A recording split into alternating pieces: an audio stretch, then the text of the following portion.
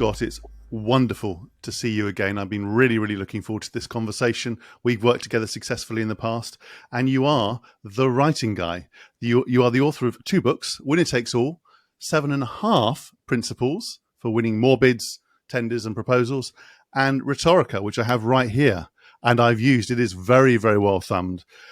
You work with brilliant organizations, from corporates to professional services firm, Magic Circle organizations, startups, entrepreneurs, the likes of The Economist, and various other government departments. You have a fantastic brand. And as I said, you helped me very substantially develop my own pitch and proposition as I started my own business, which I'm very grateful for, back in 2020. So we're going to be talking about writing for strategic leaders. What it takes to do it successfully, your tips, your practice, and the mistakes to avoid. Scott, welcome to the show. Oh, thank you. Great to be here. Thanks for having me. Fantastic, fantastic. So you'd think that writing would be one of those skills that everyone nails. I mean, it's so important to everything from emails to, as I mentioned, pitches, board papers, executive committee documents, but it isn't. So I'm curious as to, let's start with, on the one hand, let's start positive, shall we? When people write really well, what are some of the features? And then we'll dig into some of the things that go wrong. Sure. It's a great question. I mean, I wish I could say that I've been in business for, 35 years. Now, I could probably count on the fingers of one hand the number of times I've read something and I've gone, wow, that's fantastic. I mean, in a sort of B2B context, which is a bit of an indictment. It's quite damning. What people, when people do write well, what they do is they write about the reader. They write for the reader. They write about the reader. They understand the reader, and they don't do what I call weeing all over them. We're great at this. We do this. We do that. It's all about them. Great writing needs to be about the reader. And I refer to this as reader-centric writing. So that's one. Well, it's simple, but it's not always easy. The other thing is it has to be so clear. In my workshops, I ask a rather basic question, what do we mean by clarity? And people say, well, that's a bit of a daft question. But actually, clear writing is writing that is so clear the reader gets it in one go.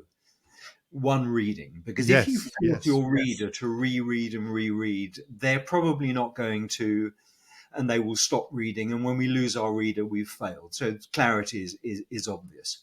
And then the other huge issue that people contend with is conciseness. And in my writing system, there's one very simple technique for writing concisely. And I have to give credit where it's due. I didn't invent this. This dates back to a book called The Elements of Style, which was written in 1912. And the single guaranteed way of writing concisely for all your viewers and listeners is to omit needless words. So words that add no value, content, meaning, or information don't belong in our writing. So those are some of the things that I look for in great writing. Yeah, fantastic.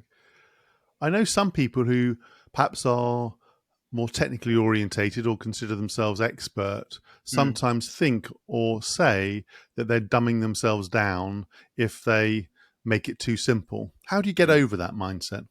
It's a really common objection, David, and comes up in almost every workshop that I run. And first of all, I say, hand on heart, the last thing I want to do is dumb down your writing. Why on earth would I want to do that? And that is to do with the quality and the caliber of your content. I can't help you with the content. Your content must be intellectually rigorous, world-class, all the relevant to the reader, all the rest of it. Given that, then if we imagine what a combination it is, if you are presenting world-class content conveyed and expressed so simply that your reader gets it in one go, that's a very powerful, but sadly, a very rare combination. You have to, I guess, realize again that it's not all about you, that yes, you want to convey your expertise, but ultimately you want to have that impact that you talk about where they get it and take an action on the basis of that reading. The other thing you talked about is obviously not just clarity but succinctness, being mm, concise. mm, And I guess the question that comes from that for me is, how do you still show your own style mm, when you're being really concise? Because some mhm, people say to me, look, mm, I like to be flamboyant. I like to mm, show a bit of my own vocabulary. And what it results in is lots of subclauses, long sentences, and mm, at the end of it, you say, I have no idea what they said. So how do you mm. get the balance between brevity Yeah. and style? And style and personality. It's a brilliant question, David, and I think it goes to the heart of what I do. There are different ways of answering this, but brevity is important, but we mustn't be brief at the expense of quality content. So Yes. it is the difference between brevity and conciseness. Conciseness is making your point in as few words as possible, or conveying maximum value in the fewest number of words. And we need to strike a balance between the two. But Mm. I would never advocate losing great information or great content merely for the sake of being brief. So that's one point. Yes, I The understand. Yeah. I love the point you make about flamboyance, because for me this is the missing link in most B2B writing. You can call it flamboyance, depends on your personality, but actually that's the word. Most B2B communication lacks personality. Because the main Mm. reason for that, and this comes down to what I call the myth of professionalism, or there are several, but one is the myth of professionalism is, in order to be professional, to write professionally, we need to use high register, long, fancy, complicated, formal language. And the problem with that is that the more formal our language, the greater the greater the barrier to us showing our flamboyance or our personality. Ah, yes, that's a The great way to higher put up it. the register we go, and the longer, the fancier, the more polysyllabic language we use, then the less we are able to express our personality. Which is why in my system, I advocate plain English. So just to explain a very simple idea, I think you and I talked about this a while back. There's this idea of register, which is the scale of formality of your writing. So we have formal at the top, slang at the bottom, and good old plain English in the middle. And the advantage of plain English is it's conversational, everyday language. So it's not about dumbing down your content, but it's about using simple language that everybody will get immediately. So it's really very simple. It's using the word buy instead of purchase, end instead of terminate, depending on the context, ask instead of request, start or begin rather than commence. All those very simple words that don't Yes. change the meaning, but they tend to be monosyllabic. They tend to be shorter words. And what I've found is that when people use plain English, their natural authorial voice and personality come through their writing. Mm, I It's love that. miraculous. Um, and in I my say I in my say this I say this cheeky comment. Lawyers are now fainting as they're listening to this. Although there is a need in certain documents, I understand, for formality, yeah, which I get. So what goes? yeah, You've talked about business to business, but we many of us will still read books, read the mm, newspaper, mm, wherever, however. sure, So that's a more business to consumer mm, sort of focus. So mm, we are used to that type of writing, which is more in the style you've described, yeah, but then we switch on to work. mm, Is it that mm, is that professionalism you talk about? Something switches in our brain where we go from, oh, I like a headline, I like mm, to be attracted to the article or mm, whatever it is, mm, and yeah, then we get into this long diatribe before mm, we actually get to the main point. What is it? What yeah. happens in our brains? You're quite right. We step when we cross that threshold, metaphorically and literally, into the office.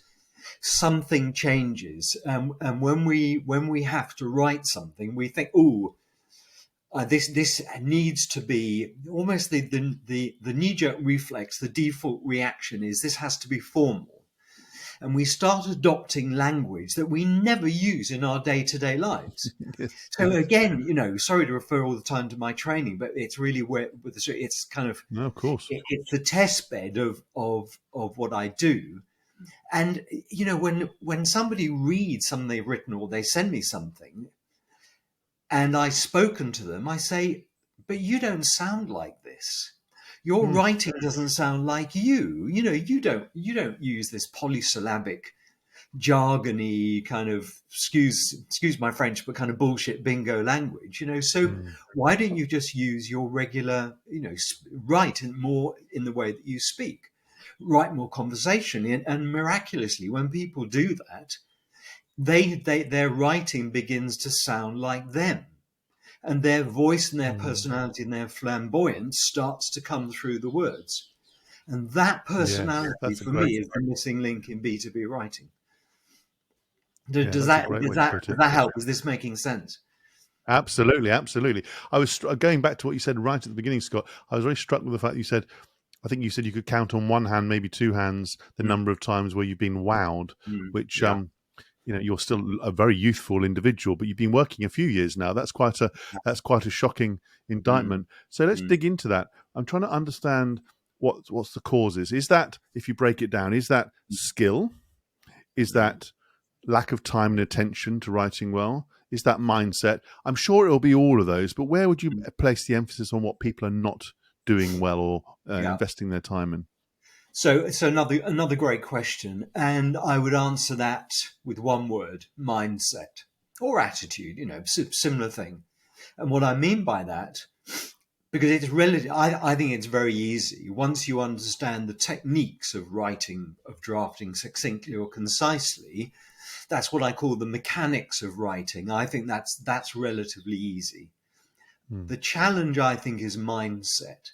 If your mindset is, even if you're a very mediocre writer, if your mindset is that you are genuinely, passionately committed to finding out about your client or your prospect, and you're genuinely interested in them as a business and as an individual as well, and you will do whatever it takes to find out about them, and you have a genuine desire to want to help them, then that will be reflected in your writing, because you will Interesting. understand their pain points. You will go and meet them. You will understand what's making them tick, what keeps them awake at night.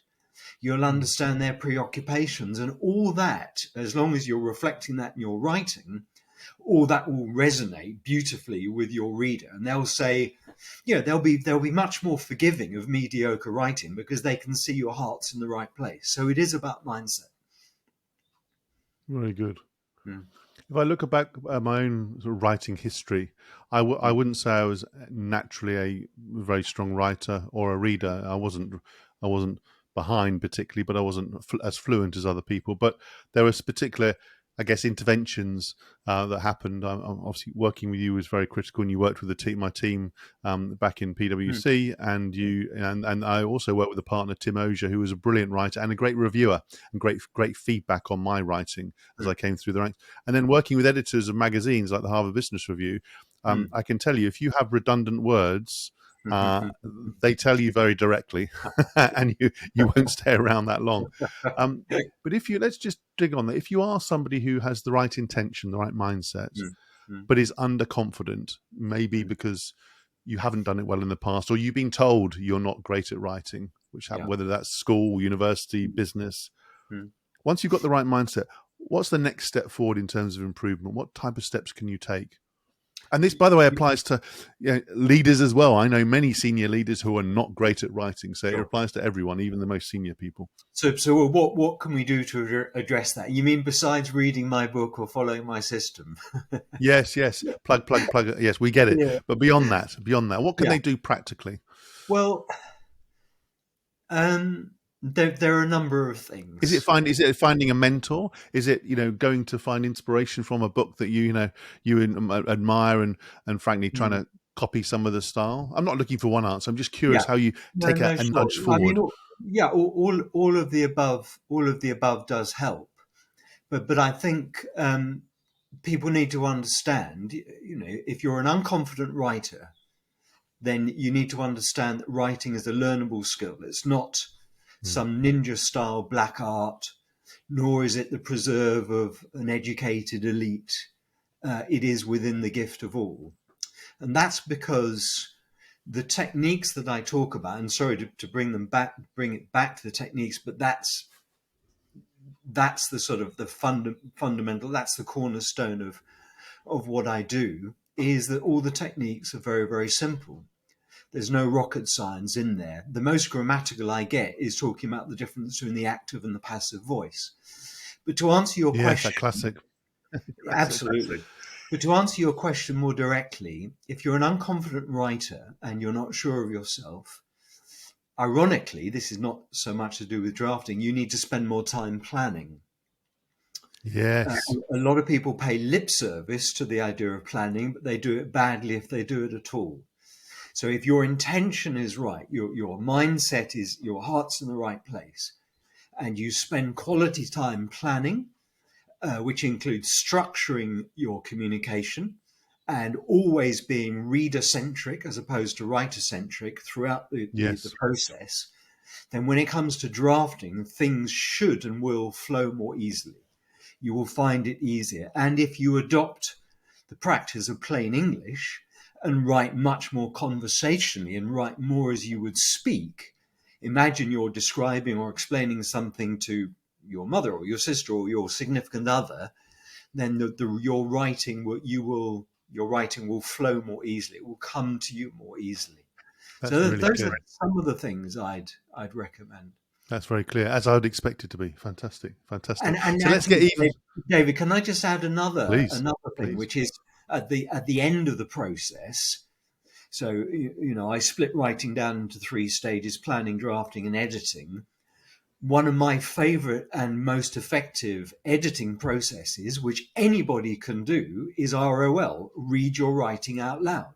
Yes. Every professional writer reads their writing out loud because it allows you to hear how it will sound to your reader, and it will catch typos and things that are clumsy and that don't hang together. So ROL is just, I love it. It's so Brilliant. simple. I remember one tip, and it may have come from you, which is when you're ROL, if it takes more than one breath to read out a sentence, Mm, it's mm. probably too long. Yeah, So that's yeah. my tip, which I know I borrowed from somebody. It may be you, so Oh, I'll take you take the yeah. credit if it's Okay, you. thank you. Um, Yeah. I also know, having reviewed lots of reports and papers in previous lives, and I still do, there's something about the commitment you have to quality if you're not reviewing it.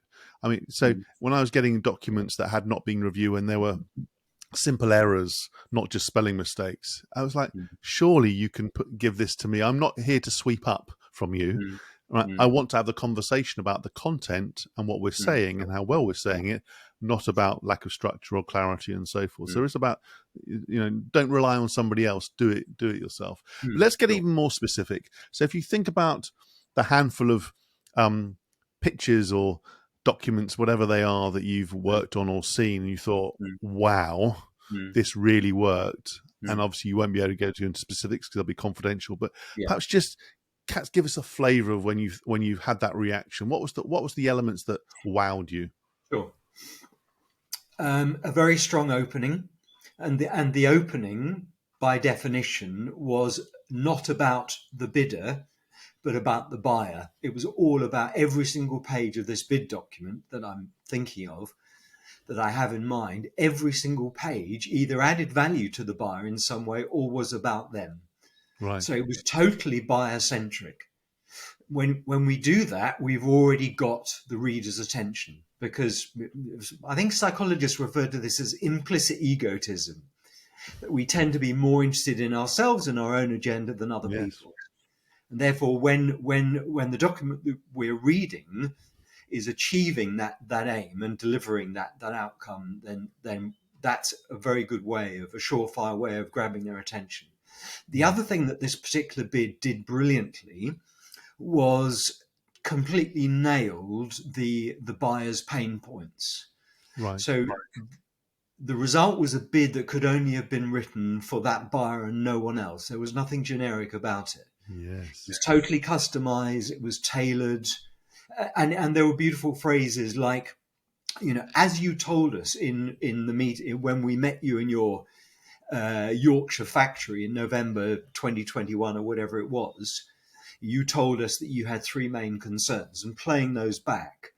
And so you can imagine the reader nodding and just saying, "Yeah, I remember that meeting. It was a really good Yes. meeting." And they get me. They've nailed those three things.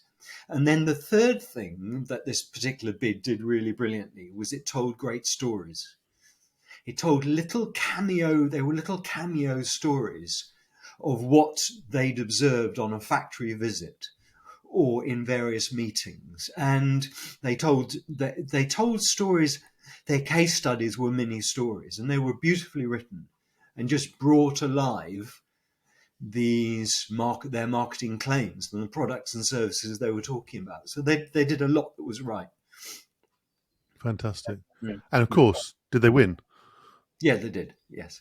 Yeah. Which is the other. Good. That's Yeah, what I that's was saying. Yeah.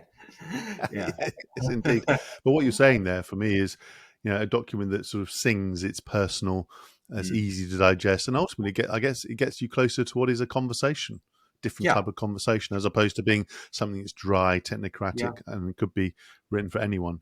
Yeah. That's right. Fantastic. That's great.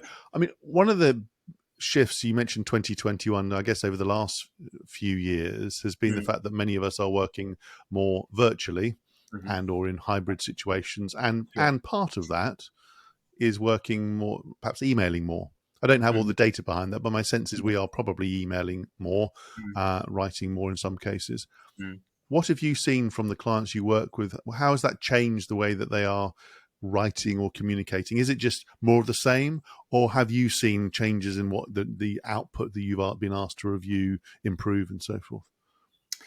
Yeah, to be honest with you, I haven't seen a lot of substantive changes. I just think it's, as you said, Hmm. more of the same. I mean, email is ubiquitous, and everybody uses it for good reason.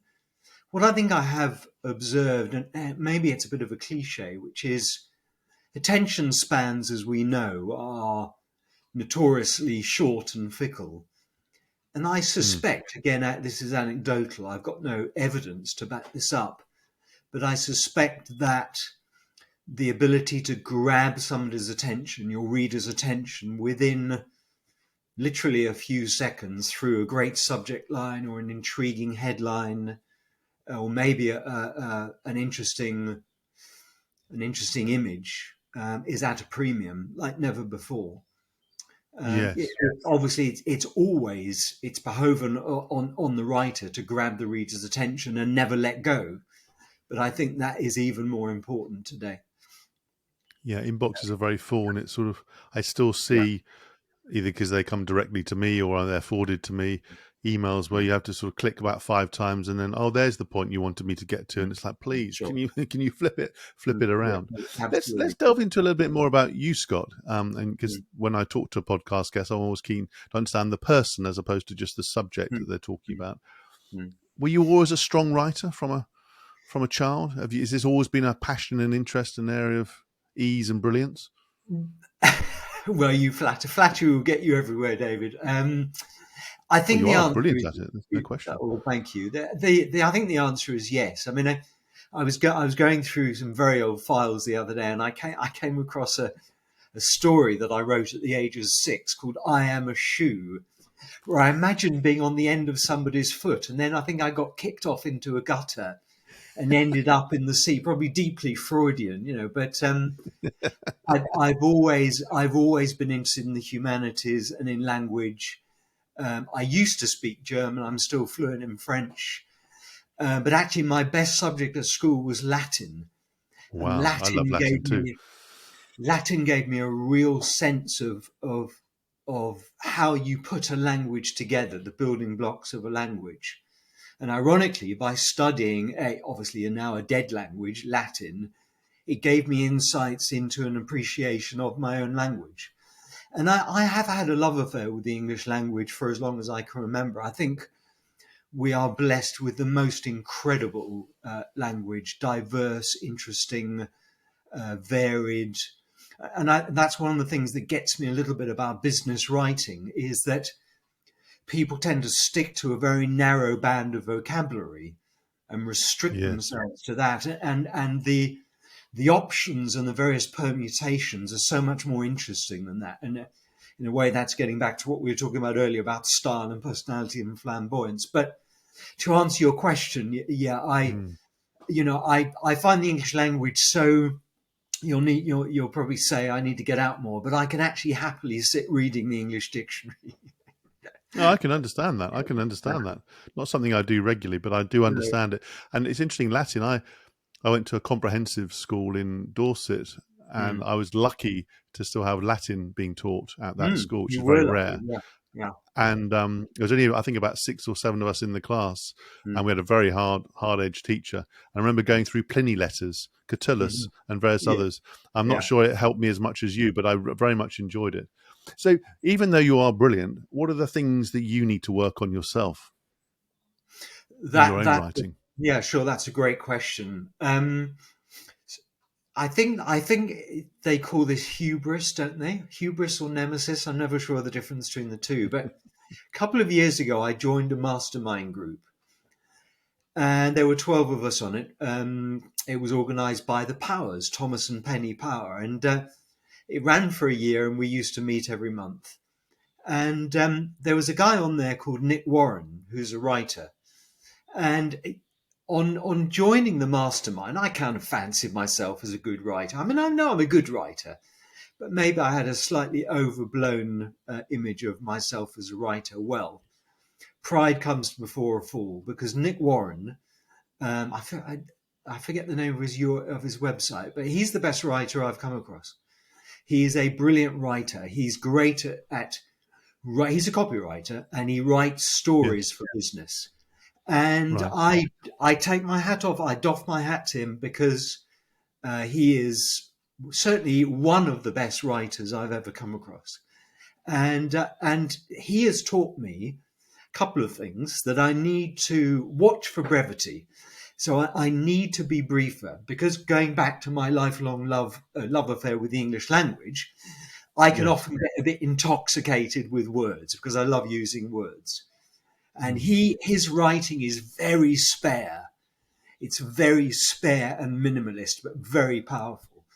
So that is certainly one thing that I've learned from Nick to be briefer and sparer, if that helps.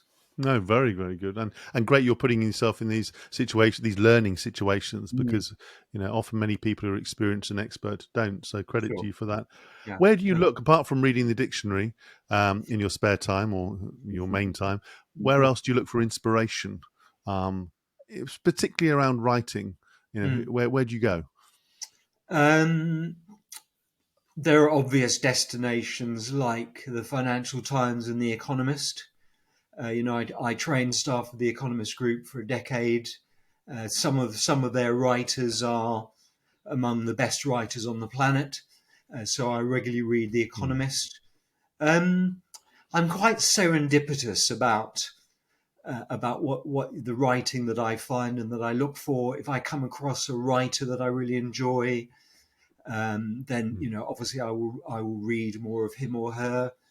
I've taken to writing. I've got very interested in poetry actually, and in a roundabout Mm. way, this is informing my B2B writing. Because I believe that even B2B prose can be rhythmic, and I'm very interested in the idea of, Yes.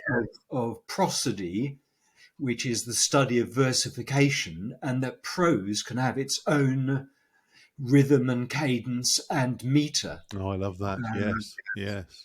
And in fact, only the other day, again, your viewers are going to think I'm a real geek, but I rewrote the manual, the instruction manual of a White's Good. It was a fridge freezer appliance in iambic pentameter because it was so badly written. Iambic pentameter being Shakespeare's favorite meter. And blow me down, it did read a whole lot better. You I know enjoyed it. I'm a sad geek, but I'm passing no judgment, but I'll leave it yeah. to the listeners and viewers to do that, as well as your own self-reflection afterwards. Come on. So I ask every guest two questions. One is, and you've alluded to the first, If you think about your impact on the world around you through your Mm. work, what do you want people to think and feel and say about you? So what's the impact you want? The impact I want is a global one, and I want to show people around the world that regardless of your age, your gender, your ethnicity, your experience, even your educational attainment, the ability to write well is within the gift of everybody. That is, Yeah, it is the birthright of all. That's the impact I want to have. fantastic, fantastic. I got that, and that's even clearer. And what about when you're having your best day, when you're doing your best possible work? Mm, What are the practices you use? What's the habits you perhaps have that mm, create the fuel for that brilliant mm. work? And I say that because I want people to learn from these habits and practices. Um, that's quite a tough one, actually. Um, I try and stay fit. I've recently changed my diet to verging on a kind of quasi-vegetarian. I realized that I Mm, was eating much too much animal meat, and so I've changed my diet. But in terms of writing, I talk to myself a lot when I'm writing. I mean, out loud. I say, "Well, Scott, what are you trying to say here?" And I answer my questions out loud because there is something very fascinating. powerful about verbalizing and vocalizing what we're trying to put down on paper in the written word. So I do talk to myself, and I know other writers do the same. There's something very powerful about verbalizing. The other thing I do is I listen to music. It may sound counterintuitive, but in order to get the energy levels, I mean, before I came on this Yes, call, yes, I I do the was same. listening Yes, to music. I was bopping around the kitchen, getting those energy levels up is really important. And then settling down, thinking about the reader and genuinely wanting to make a connection. Connection is the vital word for me. Wanting to mm, genuinely connect on a human level with the reader, even if they're a complete stranger. that's brilliant. I love that idea of connection and stimulating your senses before you really focus Mm. and Yeah. focus your mind.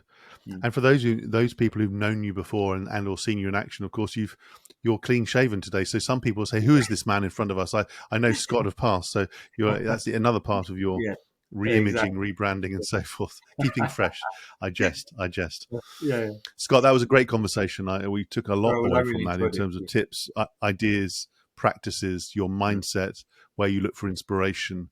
This applies to everyone, and I love the way you think about this is accessible and necessary for everyone, whatever background, walk of life, country, and so on that you come from. Sure. So, thank you for your time. Where Thank can you. people find out more about you and your work online? I think for the time being, because I'm redoing my website, the best way of making contact with me or just checking me out is on LinkedIn. So Scott Yes, Keys, the writing guy. If you just put that in the search bar, then I'll come up. fantastic. Yeah. And you're very generous with sharing your ideas and your methods and so on. And I've loved working with you and hope to do so in the future.